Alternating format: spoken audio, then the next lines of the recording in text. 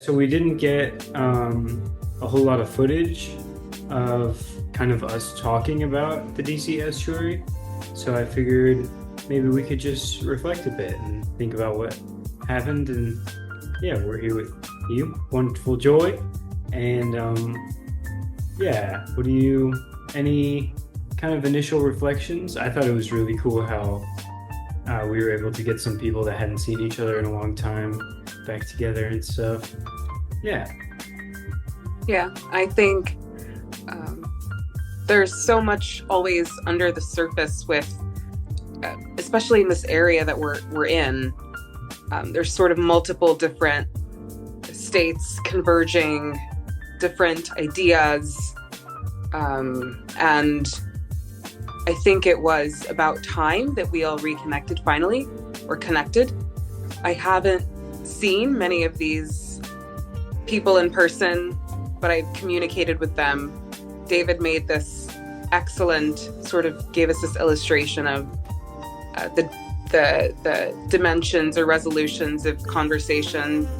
And the first, he gave us tiers, and however you decide to work with that illustration, the highest dimension would be that of being in person or having a robust sort of participatory mode of engagement, which is usually embodied. And I found it so, honestly, it was like a constellation, watching a constellation come into being, and you two being the catalyst for this latency coming up to the surface and being buoyant, sort of raising us, this clarion call up towards the higher dimensions of participation. And I think you left us all with this residual feeling that we could all perhaps do more of the same. And that. Thank you. Why, thank you. Yeah, I wasn't fishing for compliments, but I appreciate it. Yeah, how about that's cool to hear. I appreciate you saying that. And how about the stuff that we were talking about? Like, do you remember the conversation? One thing that happened was that a jazz musician showed up.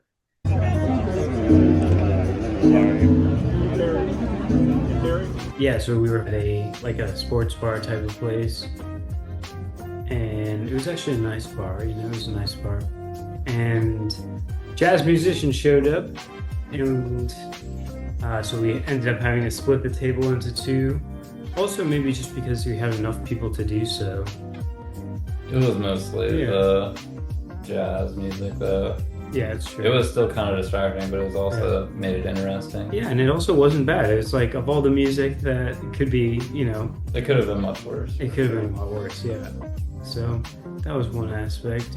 It's been I think at least a week or two. It's been 2 weeks. Yeah. Joe, do you remember what was kind of the main theme of when you split off into the other group? RJ said a lot of awesome things of a perspective from the younger generations and such. And then David B said some awesome things about, he said a lot of things about fatherhood. At least sometimes it has a way of the details become more intimate, let's just say. And we, in our breakout,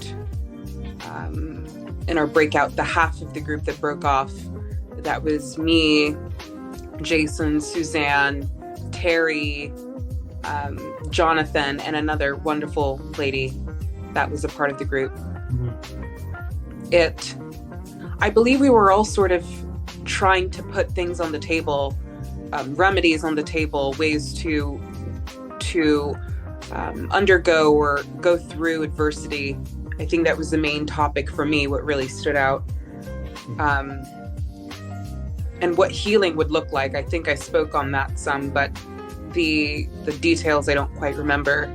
one of the most memorable parts was early on before we split when Terry kind of like flipped it all because she like wanted it to be more personal, right? Yeah, there was one point where it was getting a little bit heady, a little bit, probably by largely my fault, because I tend to do that sometimes, get lost in the 10,000 foot view, as it were, or something.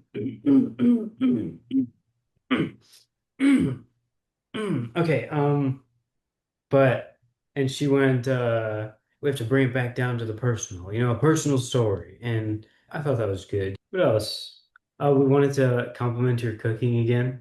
It was incredible cooking. Very amazing meals. Breakfast, fries. What kind of, it was beef tallow fries? Yeah, it's Tyler Come on. fries. Yeah. Thank you. I told my son, just find a chick who goes to church. I mean, there's problems with that, but you're just gonna have to go to places where. Where did you find her with? Oh, in high school. I mean, Oh, yes, I knew that, yes, because you got married at like 19? 22. She was 21 after college. She had her master's already.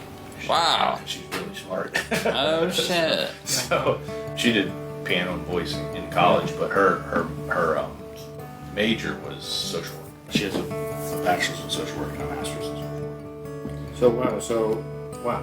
Yeah, so she worked at an old folks home before we started having kids. And then my first two are named after my maternal grandparents. So my Wait, so like... Okay, that makes sense, I guess. That's cool. so my Italian side of the family is And you were already like...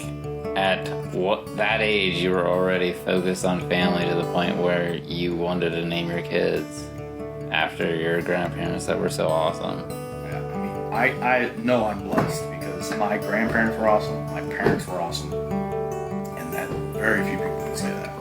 And I didn't know how rare that was until I started to get out there in the world and experience. No wonder you're so cool, man.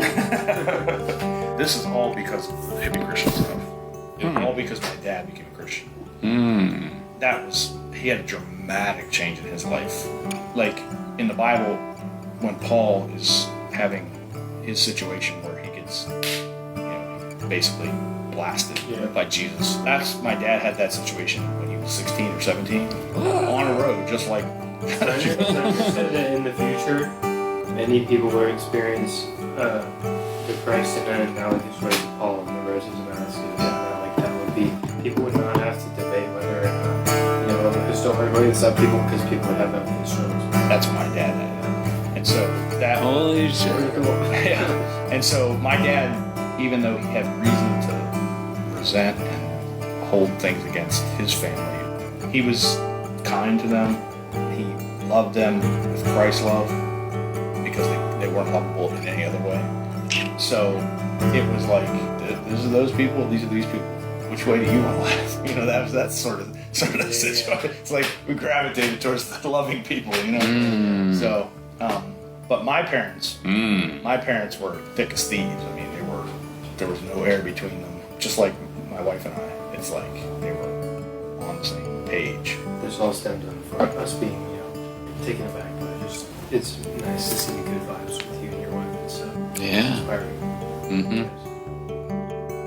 That is why we ask all those questions. Thanks. So I think you're doing good as far as I can tell, which isn't saying a whole lot, but it's inspiring. There's gotta be something about it. There's gotta be something. Yes, There's got to be something wrong with you. Oh yeah, I told you we're in earlier. I said there's a lot of weaknesses in each, everyone, blind spots and weaknesses. You were like, I'm blessed in this regard. It's good vibes. Very good. It's so fucking amazing. Holy shit. Yeah.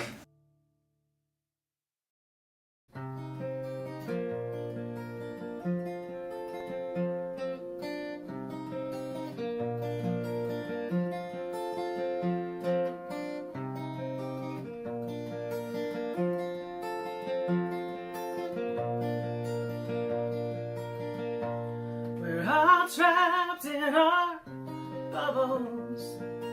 We don't listen to each other. I gather all my evidence, filtered by allegiances. Does it make a difference? We all came wanting connection, side by side and hand to hand. We are driven to understand until we're convinced that the other's just too different. I start drawing my line, find a hill where I'll die, magnify the grievances. I don't think that we can be friends anymore. We're all trapped in our bubbles. We don't listen to each other. We're scandalized by common sense, monuments to loneliness.